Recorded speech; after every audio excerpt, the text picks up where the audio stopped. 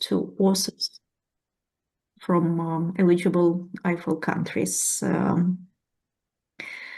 So here you select your country, Kyrgyzstan, and then let's start with free open access publishing opportunities. So I select Kyrgyzstan free, click search, and then you can see names of products, which usually are either names of publishers or names of journals, and it's rather long list, which is a good news for you. You can see a publisher here, and then a type. So what maybe what you need to know about those types, that if it says fully open access, it means that there is an agreement that any researcher from Kyrgyzstan could publish for free in open access journals. If it says hybrid, then it means that this agreement also covers those journals which publish some articles as subscription-based articles and some articles as open access articles. And then like sometimes you will see they subscribe to open, but it's just one of the business models how publishers provide open access. So you don't really need to worry much about that. It basically means that your publication will be in an open access journal. And let's maybe take one example. For example, if you do water-related research, then there is this EVA publishing. So when you click on the name of the product, you can see that it covers earth sciences. Agreement is valid until end of this year. And then you check where Kyrgyzstan is, terms and condition, no article processing charges for researchers from Kyrgyzstan. And then it's also important to check how does it work section. So here it says that corresponding authors from eligible countries shall be automatically recognized when submitting their articles. This recognition could happen either when you mention Kyrgyzstan as your country, or sometimes publishers check your email addresses, and maybe it's better if you use your institutional email as your corresponding email, because then they can see that it has this extension which shows that you are from Kyrgyzstan. Sometimes some publishers would have specific provisions in this how does it work section. So sometimes you might need to select I have a waiver and then mention IFL as a code, but all that will be mentioned in how does it work section in the description. So this is one way of searching, but it's maybe not very meaningful way, because you only see a name of a publisher, for example, Royal Society, Sage, World Scientific, World Clover, but you don't really see the journals. So maybe another, like a little bit better way for you to search for the journals in your area. When you click where we work and select Kyrgyzstan here, then at the bottom of this page, we see the full list of all journals that IFL negotiated terms and conditions for open access publishing for researchers in Kyrgyzstan. And then when you click on this full list, you can download a spreadsheet. And I need to stop sharing and open that spreadsheet, because I think it would be more user-friendly to you. And in the spreadsheet, you can see subject areas, you can see subdisciplines, you can filter by author, whether it's a waiver or whether it's a discount. Then conditions. Sometimes there are specific conditions. Then you can also see journal title, you can see publisher. APC list price is important if it's a discount, apologies. So for example, if there is 50% discount, then you can see what 50% means from a full price, list price. But I think even if you look for waivers, there will be plenty of journals for you to select from. And then you can see a URL of a journal, language, and sometimes some journals provided their journal impact factors. So you can also see journal impact factor, and you can filter by this journal impact factor. And the spreadsheet includes over 2,000 journals.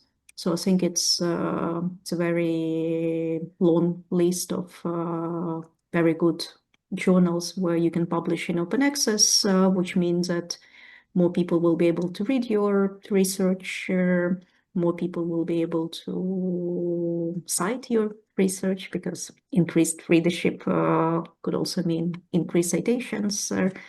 So it will be good for visibility and impact of your research, and it will also be free for you. Another directory, maybe I'll switch off my video just to have a little bit better connection. Okay, thank you. So another directory that I wanted to show you is called Directory of Open Access Journals, and here you can only search for open access journals, and it includes over 22,000 journals, but more than half from them don't charge any fees. So maybe if you start searching for your journals, you can click on journals without fees. And then you can filter out by subjects, languages, publishers, countries. So for example, if I'm interested in climate change research, for example, then it shows me 50 open access journals that don't charge any fees, that publish climate-related research. And that's maybe, yeah, for example, it's journal from the US. I click on it, I check that there is no publication fee. And here you can see a notice how long it will take from submission to publication. And I see 8 weeks, which sounds like a reasonable time frame to wait. Sometimes you can see a longer period here, and then if it's like, I don't know, many months, then maybe you can decide that you will look for another journal. So that's another useful directory that I wanted to show you, directory of open access journals. And the last guide that I would like to show you is called A Guide and Checklist for Researchers and Librarians Choosing a Journal for Your Research. And it can be downloaded as a PDF, and it's also available as an online resource. Let's maybe view it online. And it can help you check the quality of your journal, because unfortunately, even journal indexation in Scopus or Web of Science is not always a sign of highest quality. Sometimes journals drop out of those indexing databases, and that could be not so good for you, because then you might publish in a journal that was indexed before but isn't indexed any longer. And that's why it's always also use your own judgment whether this journal is of high quality. And if you have some doubts, if you're not 100% sure that the quality of this journal is really good, then it's better not to even engage with them. And this is how the checklist looks like. Is this journal good for my research? So it's important that a journal has unique title, and you can check on the ISSN portal whether it's a real registered journal. It's also important that the journal has a unique serial number, ISSN for print journals and EISSN for electronic journals, which again you can check on ISSN portal. It's also important that a journal has dedicated URL and a homepage. It's a proper website with academic extension. If you see that the journal's domain name ends with .com, maybe it's not a very good sign. Also, it's useful to check a URL against hijacked journals checker, because unfortunately sometimes journals' names are stolen and mirror websites are set up, and they look like real journals, but they're not real journals. So it's better to check whether that URL is not listed in this spreadsheet of hijacked journals. Then it's always good when each article has a dedicated URL with information about authors, abstract, keywords, and a digital object identifier. It's also important to check the name and contact information of a publisher. And if you can't find that contact information, then it's not really a sign of good quality. Then that the journal publishes scholarly content and original research articles. Usually that would be in about page about the journal. Then the journal has clear mission aims, scope, information in which languages they accept papers, that the journal has an editorial board, preferably from members from different institutions and different countries. Also that the journal practices some form of peer review, that a journal has clear author guidelines, regular schedule of publication, and maybe check that if about the journal page says that journal publishes 4 issues a year, but for example, last year they only published 1 issue, then maybe it's not a sign of good quality journal in terms of regularity of publications. Then if a journal charges any fees, information about those fees is publicly available, and it's obvious what kind of fees are charged and when. But again, there are so many good journals where you can publish for free that I wouldn't advise you to go for those journals that charge. Then information that the journal is open access, because you would like to have more readership. Clear copyright and licensing information. And I will get back to copyright and licensing in a minute, because it's also a little bit challenging topic. Then that the journal has publicly available journal policies about publication ethics, research integrity, roles and responsibilities. Sometimes journals will require data availability, more and more journals actually. So it's also good to check when you planning to submit your article, whether there is any data availability requirement from the journal.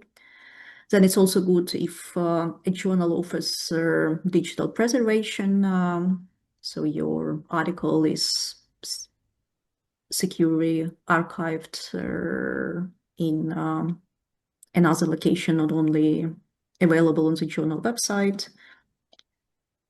Oh, it's important to have a good journal website where you can search and browse, straightforward navigation. If a website looks confusing to you, then maybe that's another sign why you don't need to engage.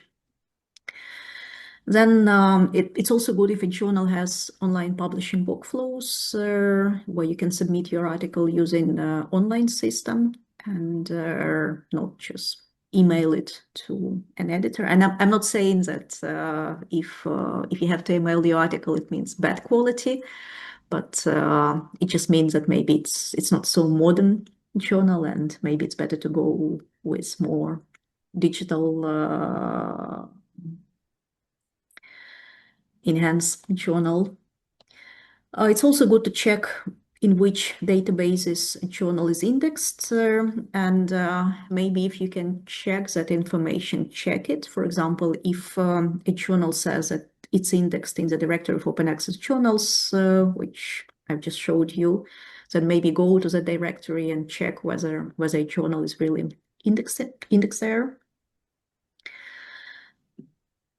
And then also check whether journal displays metrics in a responsible way, number of submissions, number of reviewers' requests, time between submission and publication. And then also, in addition, it's always good if a journal also asks you to mention your ORCID, Open Research and Contributor Identifier, because that would make your article even more interoperable with other digital systems when a journal uses ROR for organizations, when a journal allows you to deposit your published article in your institutional repository.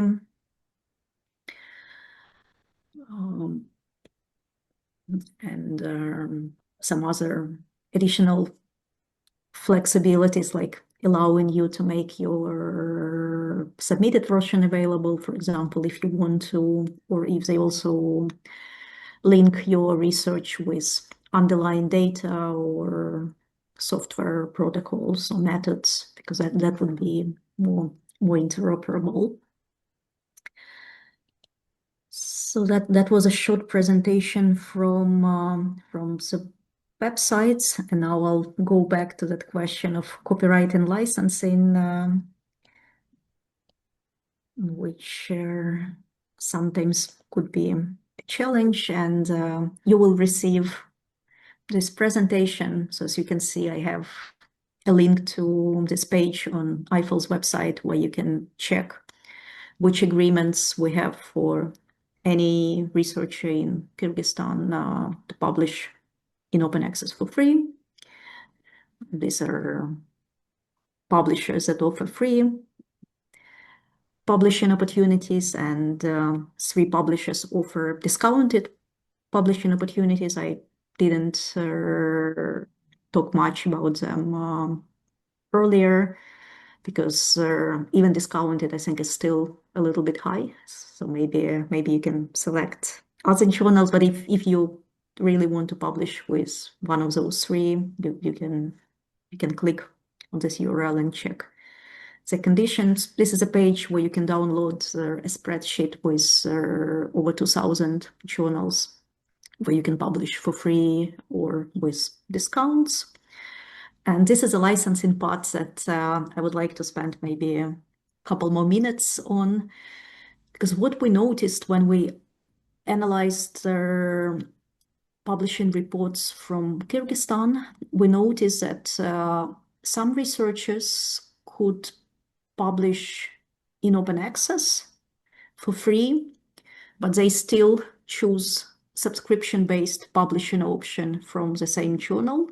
And that was a little bit worrying for us, because if you choose but your article is only available under subscriptions, then it means that readership will be only those who have those subscriptions. So maybe if you have an option, if same journal offers opportunities to publish for free under subscriptions and opportunities to publish for free in open access, please go for an open access version. And what we also noticed that sometimes when a journal leaves up to an author to decide which license to use, because if you publish in open access, usually you also have to select terms and conditions for the readers of those articles, how readers could interact with your article. And those licenses are called Creative Commons licenses, this CC sign, and there are a number of them. The first one, Creative Commons Attribution, is their most liberal one.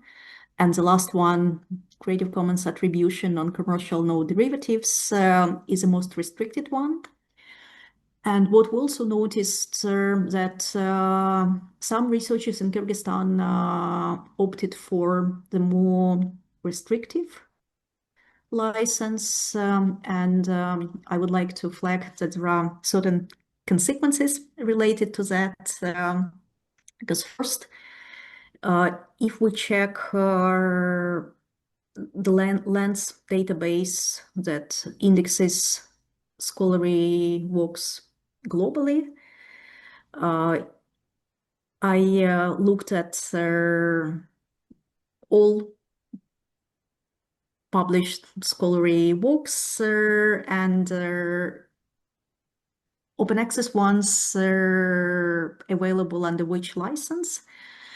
And as you can see on the slide, many openly available articles don't have any license attached to them, which is really confusing to a reader, because if there is no license, it almost means copyright protected, and a reader can't really do much with that article.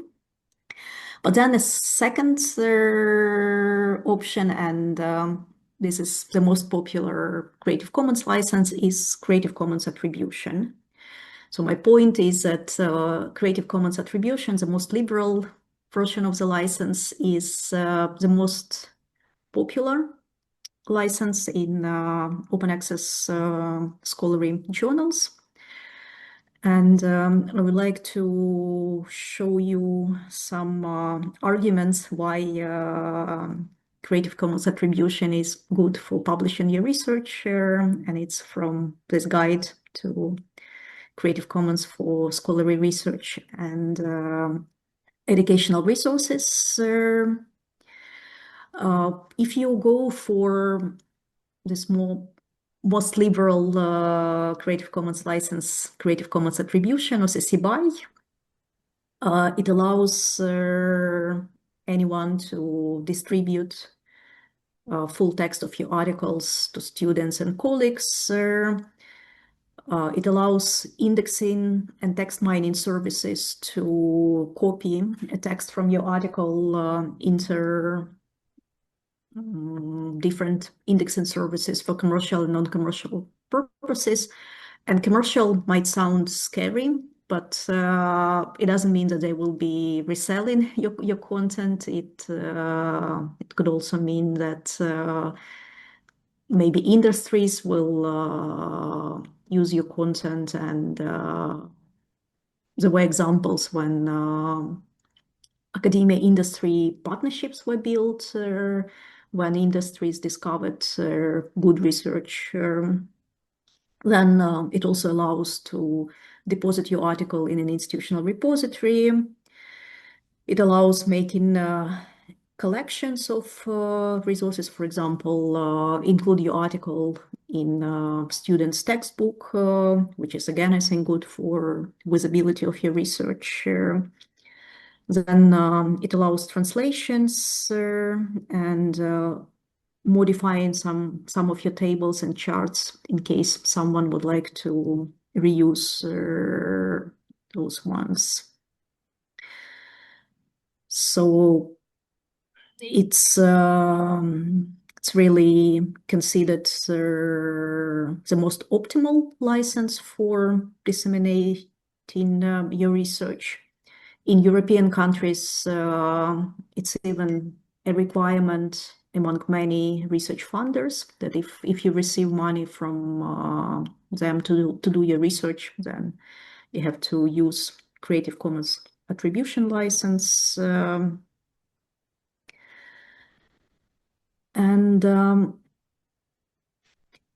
if you would like to go for a version of Creative Commons license that says only non-commercial use, or when you want to prohibit making derivative works out of your license, it might sound attractive to you because it looks like you are in control what happens with your research. But unfortunately, in reality, what happens that usually when you submit your article, you select a license. You also agree to a publishing agreement. And usually under those publishing agreements with a publisher, if you select non-commercial license or no derivative license, and at the same time sign a publishing agreement with a publisher, it means that a publisher will make decisions about commercial use of your work. And it also means that the publisher might be reselling your article, and then they wouldn't be sharing any profit with you because they will be a sole manager of your commercial rights, and maybe it's not a very good option. Maybe it's better if you just allow everyone to use this work non-commercially from the very beginning. So it's really important to check what kind of contract, what kind of agreement you will be signing with a publisher. And it's especially important when we talk about books, because like I don't really imagine a lot of publishers selling journal articles, but I imagine that publishers selling books is much more common. So even if you want to go for less permissive licenses, make sure that you don't authorize a publisher to be a sole decision maker when it comes to those reuse rights. Check what kind of terms and conditions a publisher has in the contract. To make it easier, just go for Creative Commons attribution option if a publisher has that option.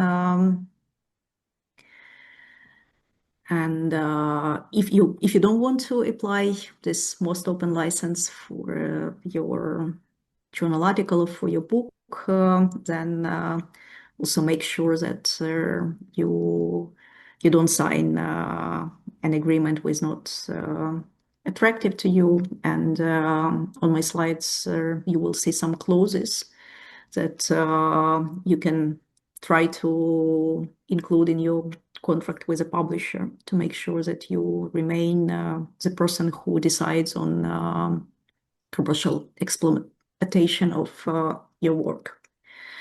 Also, I would like to end with this slide that if you go for the most open license Creative Commons attribution, it doesn't mean that anyone can use this work any way they want. They still have to credit you as an author. If they make some derivative works, or if they plagiarize your work and you don't agree with the new content that they create based on your work, you you can always stop that dissemination, because that would be a copyright infringement.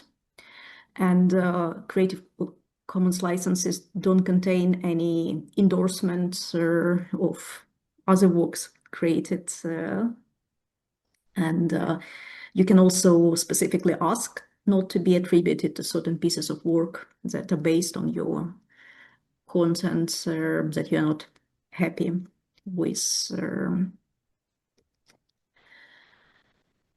And Also, if you want to prohibit commercial use and you go for non-commercial uses only license, it's a little bit confusing for universities, because if a university is a private one and they want to include your article in students' handbook, for example, maybe they are not fully allowed to do that, because they charge money for education. So really, the non-commercial definition is very, very broad, and could be quite limiting for the desired impact of your article. So that's just a reminder of this director of open access journals that I showed you earlier, and a guide for choosing where to publish. And that's it. I hope you could hear me well, and if you have any questions, I'll be happy to answer them, and I hope you do have questions. Thank you. Thank you, Irina, for such an informative webinar. Dear colleagues, if you have any questions, please chat it. We have a chat. You can write there. Or maybe if you want, you can raise your hand and you can ask your question. Yes, sure.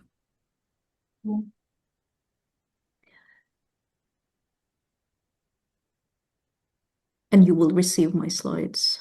And you'll be able to go through them. Apologies, maybe I rushed a little bit through those licensing parts, because maybe it's not relevant to everyone, but if you have a minute, maybe go through them and check. Irina, can I ask a question? Yes, yes, please. Thank you very much. A lot of very useful information.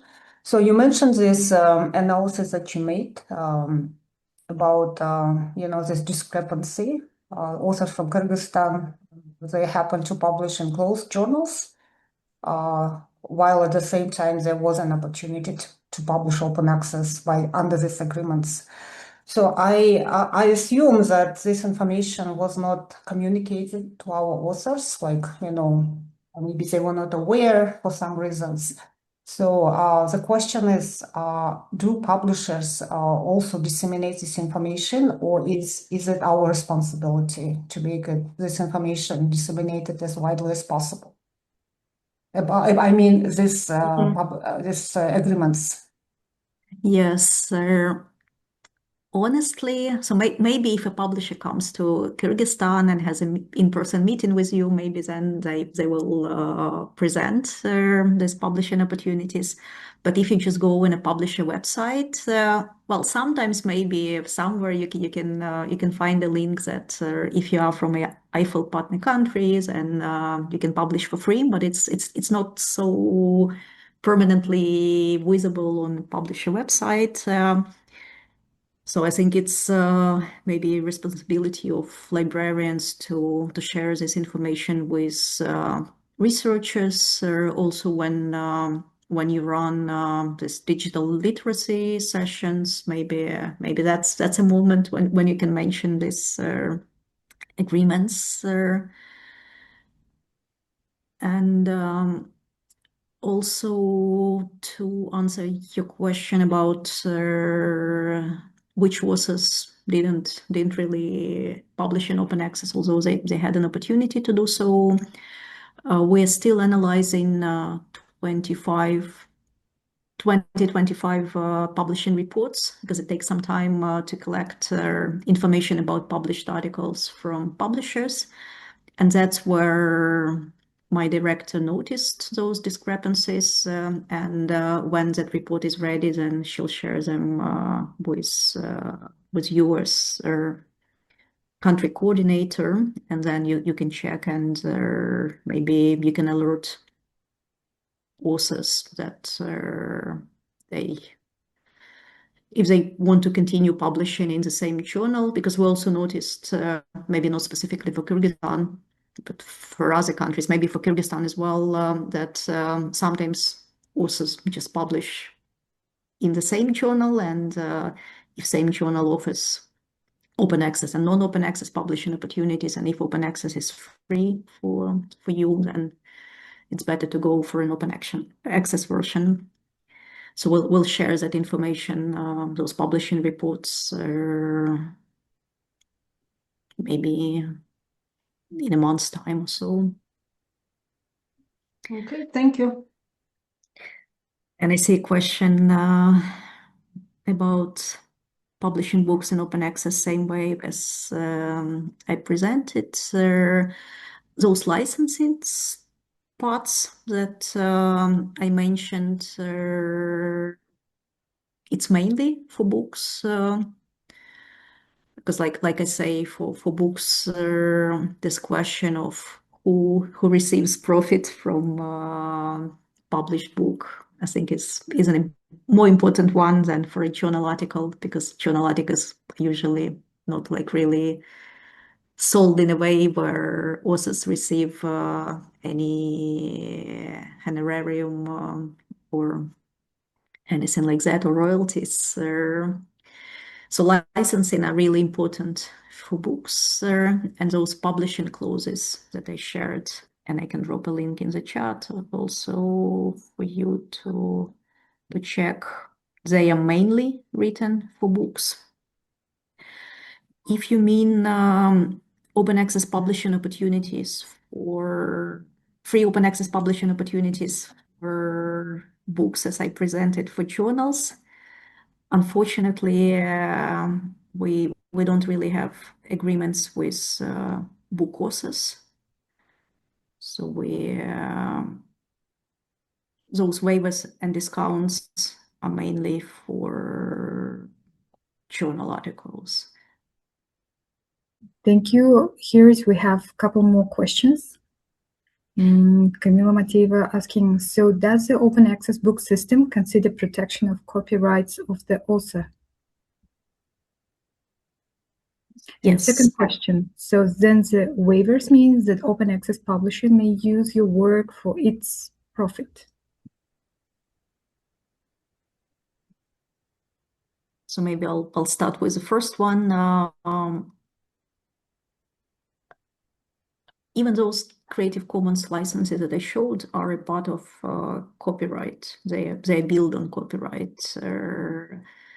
So the use of copyright or more flexible approaches in a form of Creative Commons licenses protects you as an author, protects your moral rights, but gives some more flexibilities to readers in terms of economic rights. So they don't need to ask you a permission to download an article. If you publish it as an open access article, you allow everyone to download it and print it.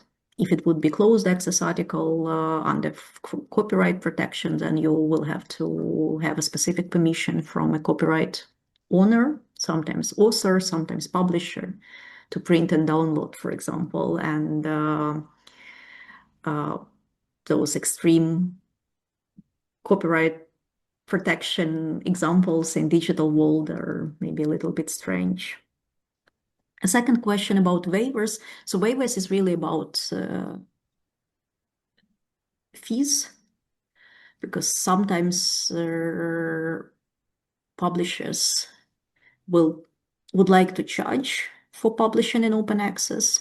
But what I showed you those waivers and that spreadsheet with over 2,000 journals are the journals where normally a journal would charge, but Eiffel made a special agreement for any researcher from Kyrgyzstan not to pay when there is a fee for publishing.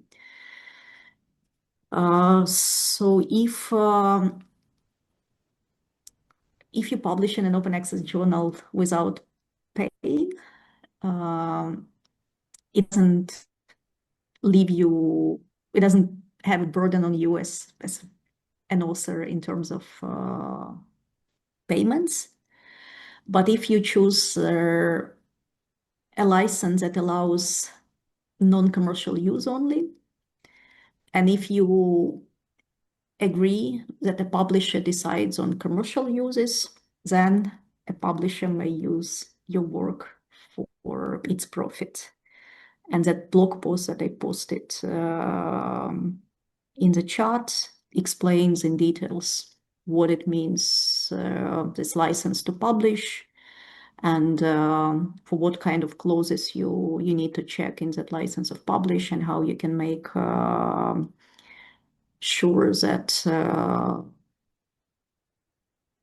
a publisher consults you when they want to make profit out of your work. And thanks a lot for your questions. They're very good ones. Thank you. Dear colleagues, if you have any questions. If not, I have to say that we will share the presentation with you. And if you have more questions, you can contact with us, library at the UCA.